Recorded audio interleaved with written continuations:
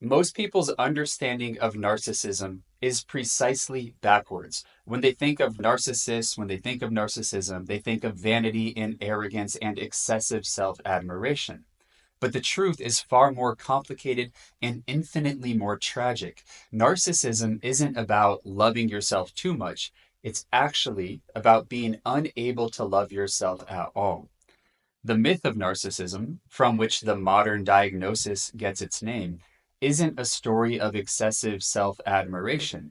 It's actually a story of self estrangement. Narcissist didn't fall in love with himself. He fell in love with his image. He fell in love with his reflection, precisely because he couldn't bear to face the truth of who he really was. If you're unfamiliar with the Greek myth of Narcissus, here's a quick overview. Narcissus is a young, beautiful man, loved by everybody who sees him, wanted by everybody, and yet he rejects all of his would-be suitors. One day, he's wandering through the woods. He comes across a pool. Gazing into the pool, he sees his reflection, the beauty of his face reflected back to him, and he falls in love with it, meaning he is transfixed by it. He actually becomes addicted to it. He can't and won't pull himself away from it. He's so addicted, so transfixed by his image in the pool, that he withers away and dies because he won't leave it. He won't stop staring at it. Most people hear this story and conclude that Narcissus clearly was experiencing excessive self love, that he was obsessed with himself. But that's not quite right.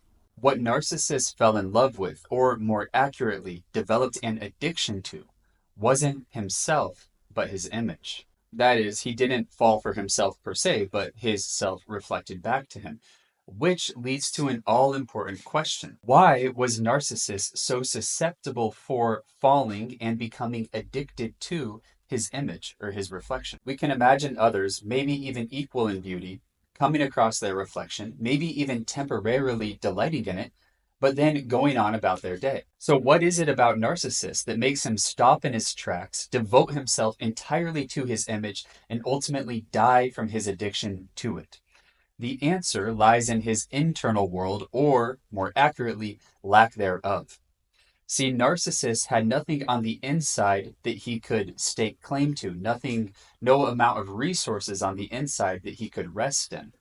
His external reflection, therefore, was a substitute for his profound internal emptiness, his deep sense of shame, inadequacy, inferiority, and incompleteness. He grasped desperately at his image because he couldn't rest in a stable, ongoing, enduring sense of self worth. He fell in love, again, to the extent that addiction is love. He fell in love with his image precisely because he could not fall in love with his soul. And that is a true tragedy. And this leads us to the next logical question, which is why was he so empty on the inside? And psychoanalysis sheds quite a bit of light on how Narcissus may have come to be who he was, how he entered adulthood without a stable and reliable self. The seeds of narcissism are planted in childhood when a child is not valued for who they are, but for a specific role that they play. They learn that their worth depends on fulfilling their parents' needs and agendas. They receive value not for who they are, but for what they do. They are there to serve a function, not to be themselves. In this dynamic, the child learns to repress and deny authentic aspects and expressions of themselves that are not deemed acceptable or lovable. In the myth, and I skipped over this earlier, but in the myth, Narcissus actually at some point reaches out for his image, and of course, his arms break the surface of the water and it disappears. Then he cries, and his tears also distort the image. He's actually learning in that moment to suppress his natural and authentic instincts, his authentic expressions, in order to maintain the image. So, in the development of narcissism in childhood, a child's authentic expression is suppressed, and in its place, a false self or an image emerges, which is carefully crafted to gain approval and to avoid rejection. But any praise that comes the child's way as a result of this false self, of this image, can't actually be taken in. because the child knows that that praise isn't real because it's been manufactured. He isn't being loved for who he really is. This is a psychologically precarious position to be in. Being authentic guarantees rejection, but being false leads to a performative existence that results in conditional and ultimately hollow love. Most children are going to go with the latter because the pain of a loveless existence is, in the end, worse than the pain of a love that is conditioned and manufactured. But now, this little emerging one day will be narcissist, well, now he's in another difficult position. Poor dude. See, because the false self is manufactured, it's inherently fragile. It's not actually real. There's no inherent substance to it. In order to sustain the illusory false self, the narcissist needs ample amounts of reflection, validation, and affirmation from external sources. She, the narcissist, needs others to affirm her false self's worth and reality. Otherwise, it will crumble because it's not actually stable. It's not actually real. This renders her inordinately and inappropriately reliant on other people and external objects to reflect the importance and beauty of her false self back to her. Without this reflection, her false self falters, and the hollowness of her inner world would threaten to break through, and that could be her ultimate undoing. In the myth of Narcissus, this is precisely where the water comes in. For Narcissus, the water has one job and one job only: to reflect his beauty and his worthiness and his importance back to him.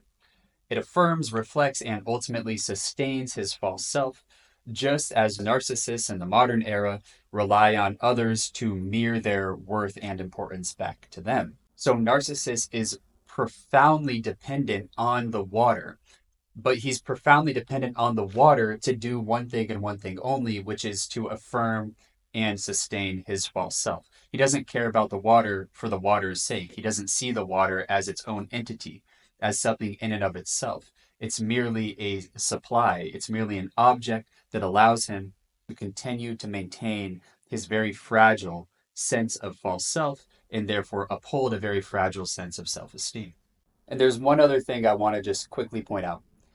And it's that Narcissus would never dare to acknowledge the extent of his dependency on this water. Because when a narcissist acknowledges their dependency, then they're afraid that their inherent weakness and vulnerability is going to come bursting through.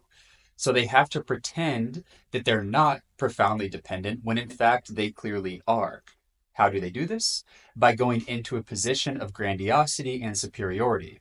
Then it's no longer, I'm depending on you to maintain this. It's, you are so lucky to have me in your life. You're so lucky, water, to be able to reflect and hold my beauty. You're welcome. I'm giving this to you. It's me giving a gift to you. It's not you giving a gift to me. His need for the water is profound, but his love for the water, to the extent that there's any at all, is incredibly superficial and entirely self-serving. So the story of Narcissus is truly a tragedy. See, in the story, and I skipped over this earlier, but he actually had to beg and plead for the water to continue to preserve his image, and the water obliged. By reflecting back his false self to him, the water saved Narcissus from the emotional pain of confronting his own inner emptiness. But this emotional protection came at the ultimate cost, namely his life. His false self and the water that reflected it saved him from immediate pain, but sealed his ultimate fate. Now, I think that there's an alternative version of this myth that I'll get to in just a moment, because I want to talk about a path to healing for a narcissist, because it's possible. It might be difficult, but it's possible. And the path to healing begins with seeing through, dismantling, and discarding the false self that the narcissist that has sustained the narcissist up to this point. That is a truly terrifying idea, a truly terrifying process. It demands confronting the pain and the emptiness that the false self has always protected against. This oftentimes is going to involve a very real period of depression. And from this place of profound vulnerability, the narcissist may just begin to be able to reparent themselves with the help of probably a therapist in most cases. And they can learn to see their inherent value, to develop genuine, lasting self-worth that is grounded in acceptance of who they are, of their needs, their shortcomings, their dependencies and imperfections. They recognize that they're human just like the rest of us. They're neither above us, but they're also not below. We are all on the same level of inherent self-worth as human beings. So in an alternative version of this myth, this is just my own conjuring, it's how I'm making it up, but in this alternative version, maybe the water says no. The water says, I will not continue to reflect your image back to you. The water maybe dries up, thus forcing Narcissus to relinquish his image, his reliance on his image, and face himself. But the water, in the real version of the myth, in granting Narcissus his plea, also denied him the possibility of ever shedding his false self, discovering his true self, and emerging as a real human being. Thank you so much for watching. I hope that that video was useful for you. If you have any questions or comments, feel free to leave them and subscribe for future content of this nature. Thank you and have a great day.